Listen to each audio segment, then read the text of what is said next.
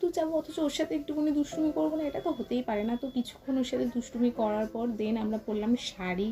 আর আমাকে কেমন লাগছে শাড়ি পরে জানাতে কিন্তু একদম ভুলবে না। বাট শাড়িটা না এত ইজি টু ওয়্যার ছিল, এত কমফোর্টেবল ছিল। প্রথমে হয়তো আমি দেখে ভেবেছিলাম হয়তো আমাকে ভালো লাগবে না এটা পরে, তারপরেও আমি ভাবলাম ট্রাই তো করাই যায়। পরে দেখলাম বেশ ভালোই লাগছে, প্লাস ভীষণ কমফোর্টেবল। আর খুব তাড়াতাড়ি পরেছি, প্রায় 5 মিনিটের মধ্যে আমি শাড়িটা পরে ফেলেছি। আর এখানে তো রিলস করার দেখো শুধু একবার, যেখানে সেখানে ফোন স্ট্যান্ড করে দিচ্ছে।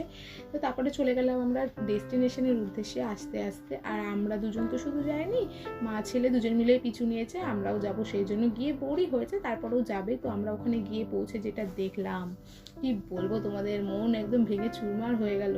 আর মানে কোনো ফুল নেই, যেহেতু বসন্ত প্রায় অলমোস্ট চলে গেছে, সেই জন্য আর কোনো ফুলের তো দেখা নেই। প্লাস বৃষ্টি শুরু হয়ে গেছে, আমরা তো কাঁদতে বসে পড়েছি, এরকম অবস্থা। তো চলো বাকিটা তোমাদের নেক্সট শর্টসে দেখাচ্ছি।